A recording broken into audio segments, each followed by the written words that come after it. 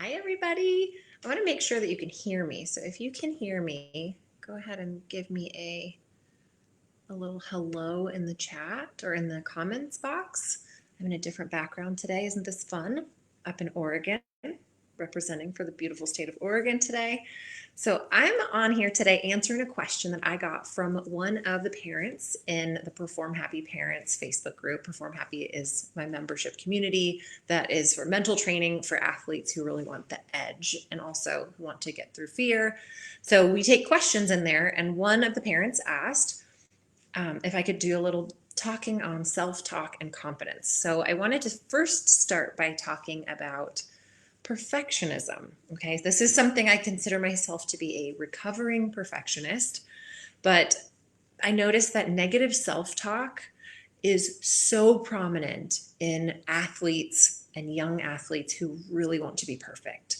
They want to be exactly perfect, and they will not accept more. Okay, so some of the myths about perfectionism is that, well, and these are what I thought when I was, the 13, 14-year-old perfectionist. I was like, well, I have to be perfect. Otherwise, I'm not okay. And if I stop trying to be perfect, then I'm letting myself off the hook, or I'm being lazy, or I don't deserve success. So it needs to be excellent. It needs to be excellent as soon as possible. And until I get there, I cannot let up. I can't let up on my energy. I can't let up on my effort, and I have to work. I have to work because I want to be perfect, because then I will be okay. Okay. So this to a coach is like, cool. I love a good perfectionist. When I was coaching, I was like, yeah, girl, do another one. And okay, I didn't cheat on conditioning. I wanted to be strong. I wanted to be the best. I wanted my coaches to see that I was the best. I wanted them to compliment me, and I wanted to feel good about it. And so they're like, yeah, great. She's a hard worker. She really wants to be perfect. She's working her butt off. But then coaches and parents might notice that that kid is much, much harder on themselves than, the space cadet who's like, wait, what was the assignment? I don't remember. I think I'm finished. Did I do that right? I don't know. The kid who's like the best one in class, the kid that the teachers love because they always show up with all the work done and they did extra work and everything is awesome. That kid is often looking really good. They're really smiley and happy to their friends. They're big supporters because they want to be liked, but they are so mean to themselves. They're so negative. They're so hard on themselves, and nothing is ever good enough. So they're constantly in this state of like, oh, I can't believe myself. Oh, why didn't I do that right? Oh my gosh, not again. Try harder, Rebecca, try harder. And so that's that negative self-talk comes up in athletes like this more than any other type. The ones who care, who have high expectations, who have high attention to detail. And so here's what happens. That athlete who's very hard on themselves and very negative on themselves, they are putting in the work. They are working and they're working. And it's like they're climbing a set of stairs, right? They're climbing toward their goals. And they're climbing those stairs, and they're climbing and climbing and climbing. And then they look over and they're like, what the heck? Why is that kid sailing up their staircase? And they don't even look like they're working hard. That was me. I was like, I'm working so hard. Why am I not getting that skill? And why am I afraid? And what's wrong with me? And then she's just cruising up the escalator next to me, cruising. I'm like, okay, I guess I'm just not that good. And then it created all these like worries and insecurities. Well, I must just not be talented, and she's talented, or it's because I'm too tall, or I'm too old, or I'm not strong. And I created all these messages in me that explained why I wasn't moving fast enough. But here's what I've come to understand about the way that you talk to yourself is that it's not that I was on the stairs and she was on the escalator. It was almost like I was on the downward escalator. So I was working, but I wasn't going anywhere. And I was working harder than that girl on the escalator who just flew on up, just got her skills, no problem. Here I was like, what is wrong? And here's what was happening.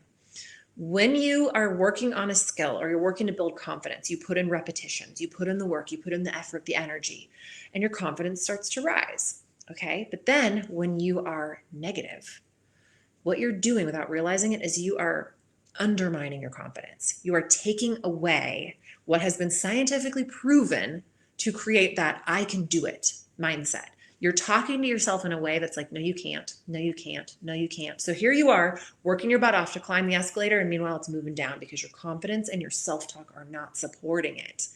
So if you would put that amount of effort that you put into your sport, and you have the mental faculties to benefit you that can allow you to be resilient and positive and calm and kind and happy, not just to other people, but to yourself too, that's when you switch that escalator around and you start flying.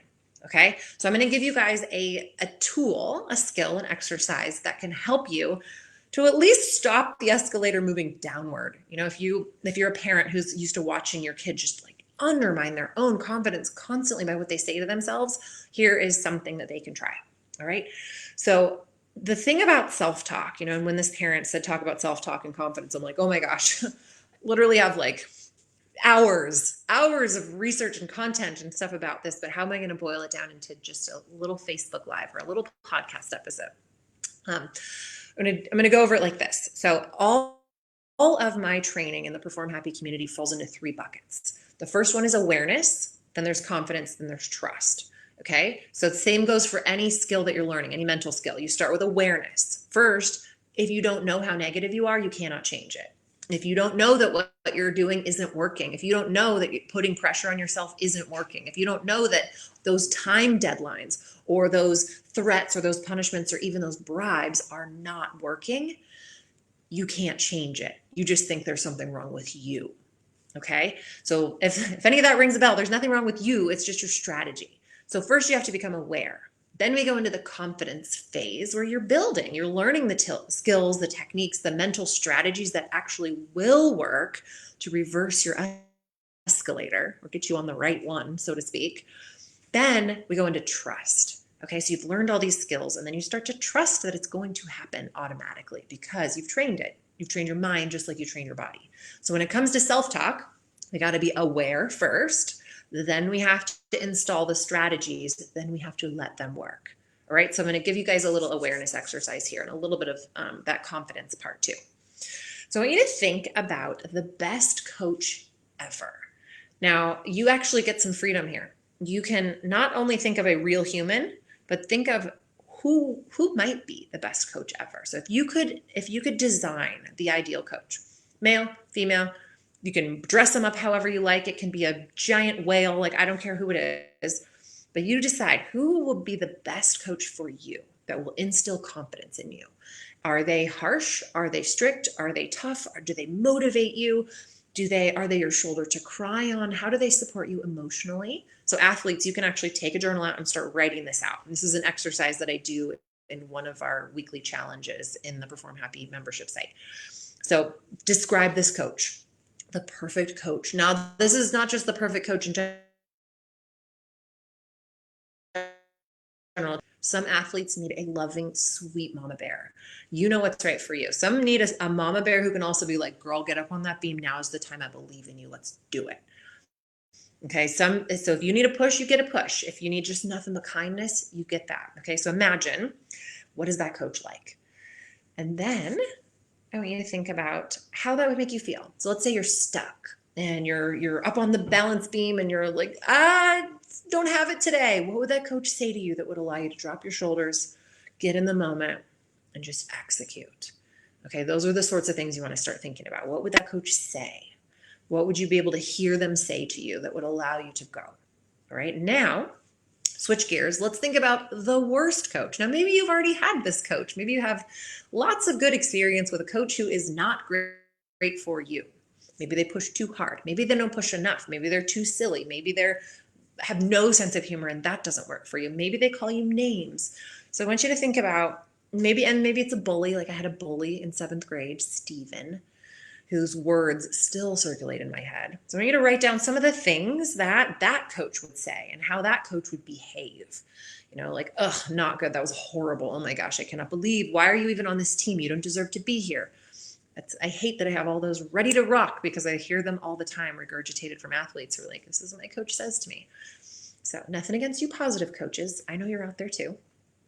So think about, okay, you've got your good coach who's just like, oh, exactly what you need to get you going. And then you've got your not so good coach who will tear you down and make you feel like you're defective or things are impossible. Okay, good. We've got that. And now I want you to think about how you talk to yourself. Okay, parents and coaches, you can do this one too, but athletes especially. How do you talk to yourself? So if you're up on that beam and you're feeling stuck, I like feel the doom feeling in my chest just thinking about it. What do you say to yourself? Like, come on, go. Oh my gosh, stupid brain, what's wrong with you? Or do you go, hey girl, I believe in you. You got this. What's going on? What do you need? Do you need a spot? Do you need to hop off? You need to take a drink? I got you. All right. So I want you to look at which coach do you have in your head? Is it the nice coach, the good coach, or is it the mean coach? Now, you can give yourself sort of a letter grade. Like if you are the good coach already, you give yourself an A+. Of course, you perfectionists will be like, well, not perfectly, exactly. But you get what I mean. Or if you are really on the opposite end of the spectrum and the way that you talk to yourself is not helpful at all, notice that. Maybe you get closer to an F. Maybe you're somewhere in the like B or C range. Just notice. Okay, now think about if it was your friend who you adore and they're up on that beam and they're struggling and they're sad, what would you say to them? The actual you, not the good coach you, but just you. What would you say? Like, I know you got this. Don't worry about it. Take a break. Maybe you'd say similar things to what the ideal coach would say to you. So you get to look at all those situations and be like, okay, am I nicer to my friends than I am to myself? Most of us get to say yes to that one. Am I the good coach when I'm talking to myself, or am I the mean coach? And I want you just to start becoming aware, first of all. Where do you fall? Maybe you're doing amazing and you're so positive and that's great and you probably feel pretty good and you're confident. Maybe you're the one flying up that escalator towards your goals. Or maybe you're getting a little dose of like, ooh, awareness. So decide right now that you're going to be the good coach. Okay, this isn't about designing the perfect coach and then going shopping for the right team. This is about you in whatever environment you're in. If you have a totally negative team that's cutthroat and you have a really, really strict coach, you can be the good coach any moment. You have access to that at any moment where you can, those words that you wrote down about what you want that coach to say to you, those are your words to say to yourself.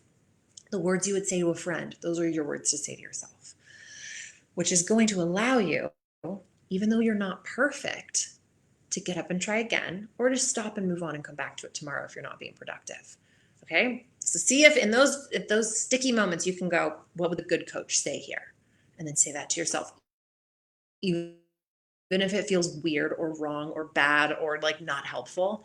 Shift out of the bad coach into the good coach. All right, so try that and then see if you can change your language a little bit too. Just another couple of tips here.